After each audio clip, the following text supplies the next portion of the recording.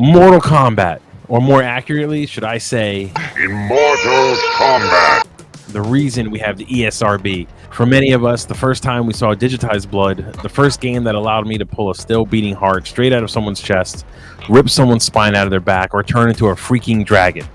After 31 years, this franchise is still going strong. We've got over 20 games, and we're going into the brand new game now. And with over 80 characters already in the MK universe, Chris and I decided that now would be a good time for us to rank all of the fighters. Here's the list of rules that we set for ourselves to make these rankings. Number 1, each fighter will be presented as they were in their original debut.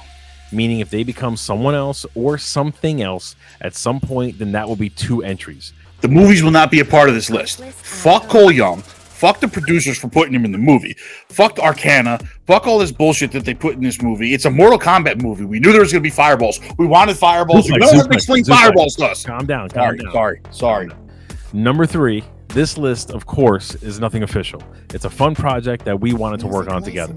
We used the playability, the lore, power set, personality, design, and moveset of each fighter to come up with our opinions. We'd also love to hear your opinions, though. Hit us up in the comments. Let's keep it friendly, keep it fun, and discuss away. Finally, if you enjoy this type of content, please like, follow, and subscribe. Turn your notifications on. Ring that bell. We appreciate all your guys' support over the years, and we can't wait to keep pumping out new videos for you on this Mortal Kombat content.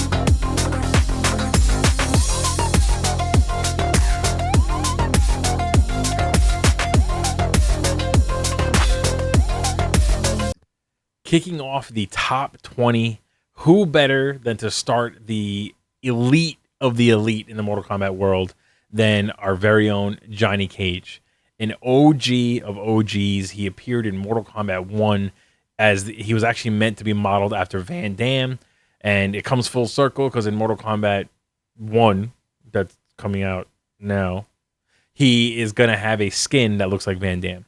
So this is the character. He's an actor in Hollywood. A lot of the press basically talked shit, so they didn't think that he actually knew what he was doing martial arts wise. So he, like any normal person, he decides, I'm going to prove you wrong by joining a fighting tournament to the death, and I'm going to murder people. And then it turned into, well, that's all good, but you also have to save the world. So he kind of bit off more than he can chew, and it turns out he could handle it. His shadow kick is arguably as iconic as Scorpion's get over here with the spear. He was the first character in video game history that I can recall that legit had a move where he punched you in the nuts.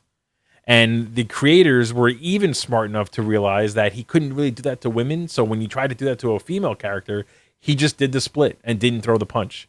I mean, talk about ahead of your time. In the newest games, they leaned into his humor. He's the Deadpool of the Mortal Kombat world. He quips with every move he throws. He's got joke after joke, a lot of meta humor. And as the games have gone on, especially with Mortal Kombat X, they've leaned into that. His movesets, the names of his moves. He had a freaking fatality in Mortal Kombat 11 where he uppercutted the same guy 3 times. And instead of it being a glitch like it was back in Mortal Kombat 2, it was a part of the fatality because the guy he's uppercutting was a bad stunt guy. I mean, they've really, in my opinion, perfected the character in the games. I don't know how they can make him any better. And the new one that's coming, he's got a younger look to him, maybe a little bit more naive. For me, peak Johnny Cage was Mortal Kombat 11 when we saw the older, more weathered and wise Johnny Cage interacting with the younger Johnny Cage, who was just a kind of a cocky asshole. It really was the dual Ezra Millers, but in a way that was actually entertaining. And I don't want to get into the Flash. He's just a phenomenal character. He's been around since the beginning for a reason. And to even put it into more perspective, in the original Mortal Kombat movies, his character was one of the better realized characters as an adaptation from the game to the screen. He's going to be in the next Mortal Kombat movie as Carl Urban's going to be playing him. Personally, I'm not a fan of that casting choice. The Miz definitely should have been Johnny Cage, but I digress. That's not what we're here for. That's number 20, starting the top 20, Johnny Cage. At number 19, we have the ninja that entered the Cyber Lin Kuei's tribe and became Cyber Smoke. That's right, ladies and gentlemen. He's Smoke as a cyborg. He's faster. He's stealthier. In later versions of Mortal Kombat, it seems that his entire body is made out of nanotech, which kind of gives him this whole smoky illusion, cyber look to him. Cyber Smoke, in my opinion, way better than Ninja Smoke. It's just a better use of the character. The change that they made to him was smart because making him Cyber Lin Kuei instead of just regular ninja swap, palette swap ninja really brought some depth into the character and gave us something that we've been wanting from the Cyber Lin Kuei. You know, we keep getting these regular ass robots and they, you know, Sector and Cyrax were great, but that's all we got. We never got any expansion on them until we started getting Cyber Smoke, Cyber Sub-Zero, Triborg, all of these other robots, and Cyber Smoke was a great way to lead that into it. Like I said, he was faster, was able to disappear, was able to make you cough, and tactically he was a fun character to play with. What more can you say? That's number 19, Cyber Smoke. Dancing his way into the number 18 spot is Cyrax. That's a shitty joke because he's a robot, and I felt like he would be doing the robot. But we have our first yellow cyber ninja. So just for reference, everyone needs to understand that Mortal Kombat, there was a time where to create new characters, all they did was take existing characters, change their color, and then maybe change their move one or two extra different moves. They did it first. It was Scorpion and Sub-Zero. There was the Ice and Fire, very kind of obvious like differences. Then they said, wait, let's make a gray one, and what could his power be? Let's make it smoke. Then they said, oh, let's do a green one, and I don't know, maybe he's a lizard. So they kind of continue that trend. Now they introduced some cyber characters in Mortal Kombat 3, and Smoke was one of them, and they said, well, we need a yellow and a red one. So why don't we just make two new characters that are robots? They all look exactly the same, just with a different color. And now we're just giving new moves. And that's where you get these characters. Unfortunately for us, all these cyber characters look badass. They kind of have a little bit of a Predator style vibe to them, at least when they first were introduced. And then in later games, they gave him more distinct looks. Cyrax's moveset, they gave him, he could shoot out this, like, I guess it's like an acid net that would catch his enemies, and the idea was that it was burning them. All the cyber ninjas were super fast. I mean, they were introduced in the game that put the run button on the controller, and they've basically kind of stayed ever since. He did become a human in the reboot of Mortal Kombat, but that didn't last long. Really, no one even remembers him as the human version. He's strictly Cyrax, or just Cyrax, really, but the cyber version. He's been around for a while, but they eventually, I guess, maybe got tired of all the different cyber ninjas and threw his style into Triborg, which kind of ruined the character a little bit, in my opinion. They were much cooler when they stood on their own. And that is the next spot on our list, Cyrax at number 18. At number 17, we have the apprentice to Sub-Zero, Frost. Frost first debuted in Deadly Alliance, one of the much better characters in Deadly Alliance. Love this character. What can you say about a female ninja Sub-Zero? I mean, it's Sub-Zero again. I'm all about it. But later on, the great thing about this character is later on in the new timeline with Chronica in MK11, Chronica enlists her to reset the timeline, promising that she will be the leader of the Lin Kuei clan and gives her cybernetic upgrades. So now she becomes Cyber Frost, I guess, but they never really changed the character, which is why we're putting her in one spot. She's been Frost all the way through, but she has cybernetic upgrades now, leading her to be a mix between the traditional ninja and the cyber Lin Kuei, and really bringing those two ninja clans together. She's the tether between both of them.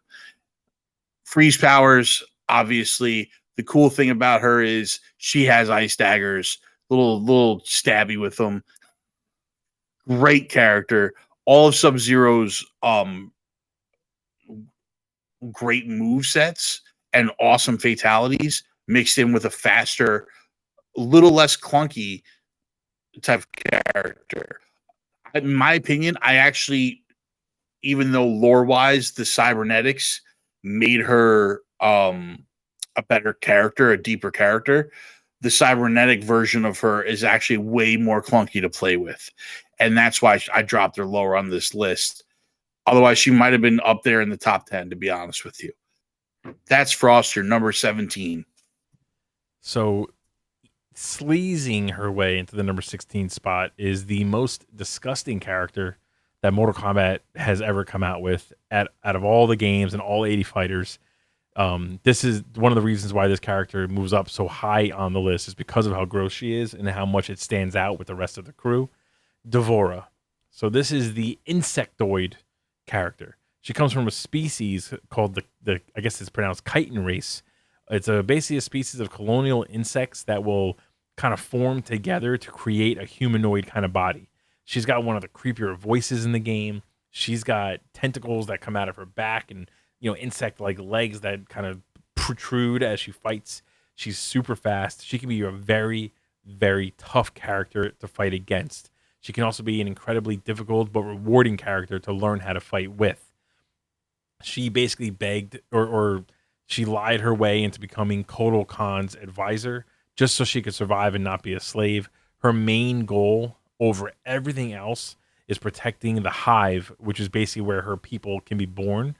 As far as we know, lore-wise, she's the last known surviving member of her race.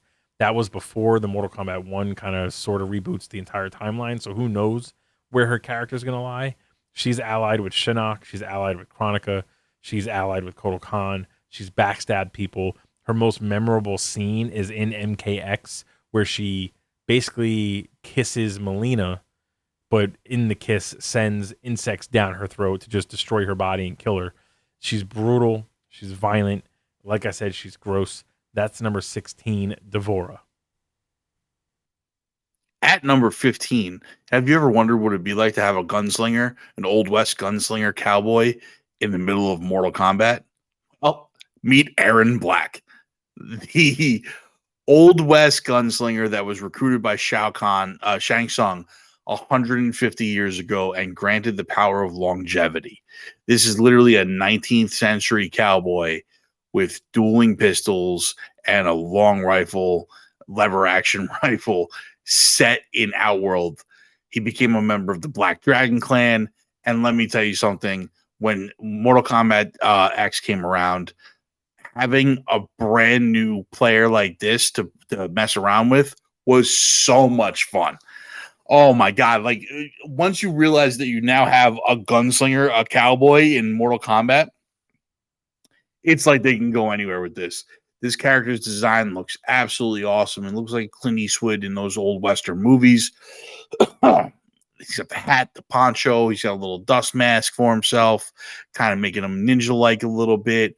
He's got dynamite, lassos, a lever action rifle, dueling pistols, some of the best fatalities, like absolutely some of the best lines when he comes onto the screen. The guy's witty.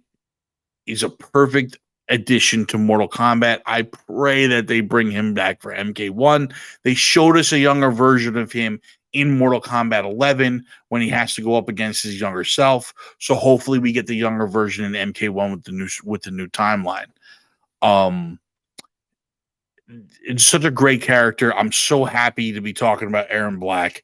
But that is number 15, Aaron Black. Dearly beloved, what do you get when you need a ninja that's going to make people raise their eyebrows? You get the purple ninja. And what do you think of when you think of purple? You think of water effects and rain. At least that's what Neatherrealm decided, because this is the next character. Number 14 is Rain, the purple ninja. They made him like a gag character back in Ultimate Mortal Kombat 3. He wasn't really taken seriously. It was kind of like they were leaning into the joke of, for new characters, let's just color swap existing characters. So they threw him out there with the rain powers. It wasn't until Mortal Kombat, the remake essentially, that they brought him back through DLC and gave him a much more expanded storyline, moveset, kind of made him feel like a thought out, fully grown character. And ever since then, they just continued to improve and expand on his design, his movesets, and in my opinion, making him arguably bringing him up to speed with the OG ninjas. His newest design legit calls out to a queen. He has a fatality where the queen cover of one of their albums shows up of Bohemian Rhapsody. They gave him a cool ass weapon that looks like almost like, I guess, Wolverine claws that kind of opens up into three like blades. He's got a phenomenal moveset now with the water. They've leaned into it. They've gotten creative with it. He can teleport with the water. He can turn it into objects that he could stab you with, projectiles. He can surround you in water. They've really made him a much cooler looking character. He is coming back from Mortal Kombat 1, and they're going to redesign him again as, I guess, a younger version. He is just went from a joke character. He's the Dan of the Mortal Kombat world. He went from a joke character that you were supposed to laugh at to actually one of the fan favorites that people are begging for him to be in every single game. So that's number 14, Rain. Ladies and gentlemen, stepping into the tournament at this time, you have the God of Fire, the Keeper of Time, the Protector of Earthrealm, the cover character for every Mortal Kombat ever. He is your Bruce Lee swap out. Number 13, Liu Kang, baby. What more can I say about this ex-Shaolin monk turned into Elder God by the end of Mortal Kombat 11? He is the mainstay. He's the guy. Liu Kang is the character that is in every single Mortal Kombat game, movie, show. He's the main character. He's the Shaolin monk.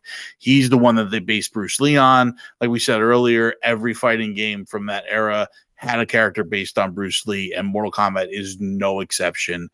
They definitely has a lot of Bruce Lee in him, especially with the nunchucks and everything like that. The only reason he didn't make it into the top 10 is because for years he was almost unplayable. Like, there's a couple other reasons, him being kind of bland and just being like the Boy Scout and all of that stuff. But for the most part, his evolution has really, really, really been great through all of Mortal Kombat. His story is absolutely fantastic.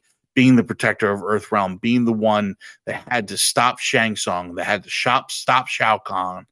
The movies are all about him. Well, at least the early ones are. Now they're about Cole, but who gives a shit about that guy?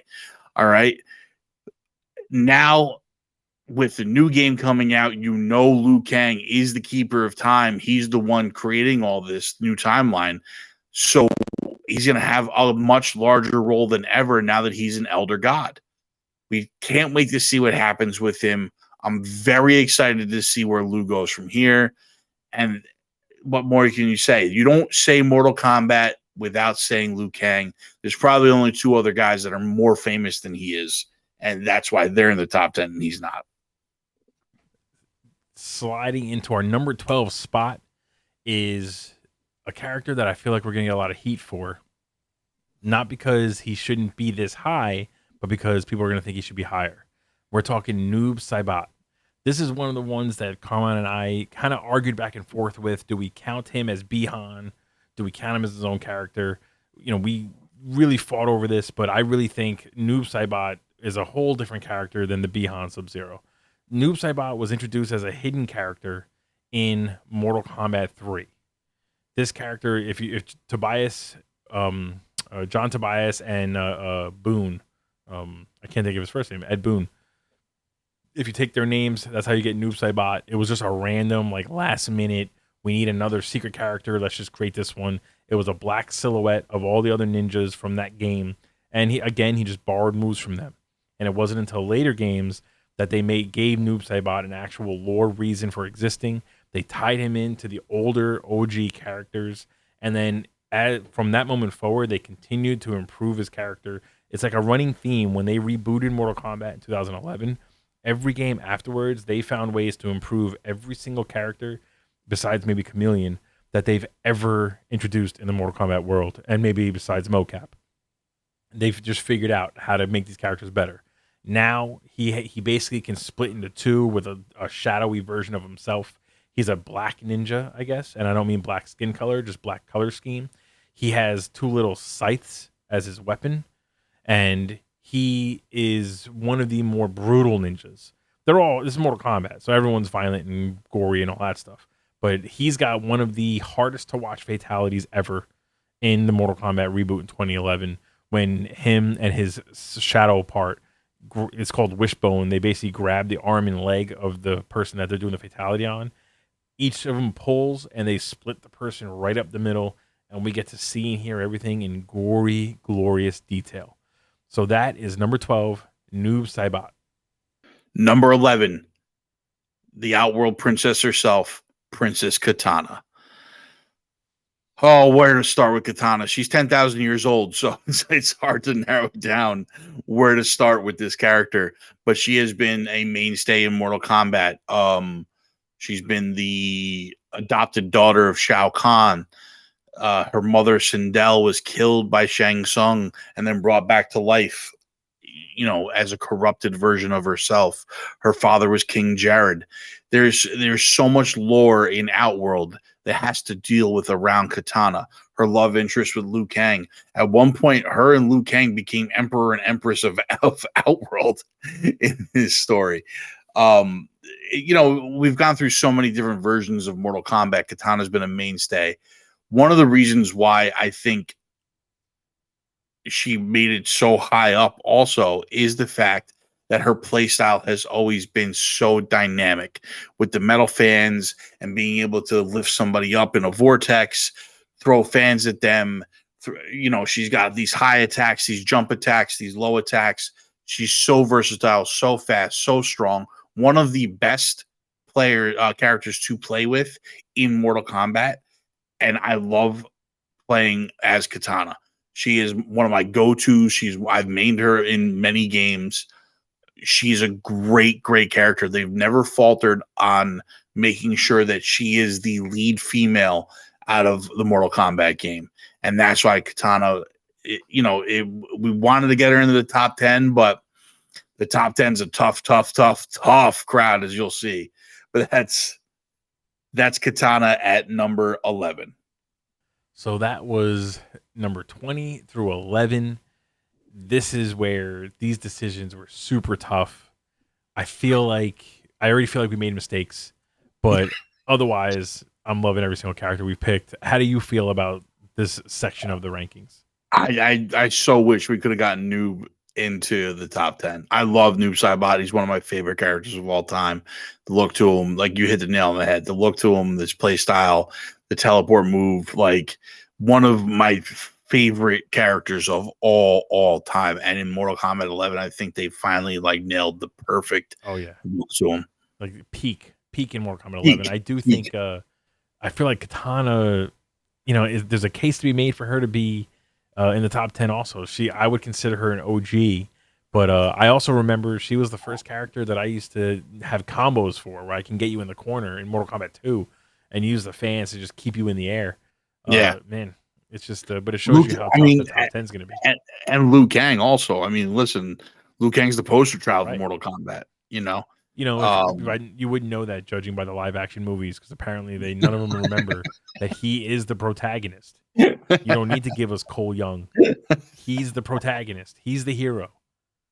I can't wait till they make Cole Young a playable character in MK1. That will be the year that I don't buy Mortal Kombat. I'm kidding. I'll still buy it because it's fucking Mortal Kombat. Honestly, if they put him in the game, they'd probably give him a good redesign and make him actually more entertaining of a character. They would do a better job than the freaking movies. You might be right. Damn, man. So that's not 20 through 11. Top 10 the next. Now moving on to the top 10, which also means Mortal Kombat 1, the new game, is about to come out. And I can't wait to jump into that story mode, man. I'm excited for that game. Me too. Absolutely can't wait. Please like and subscribe. Join us on the journey. Join us on the new game, and we'll see you in the top 10.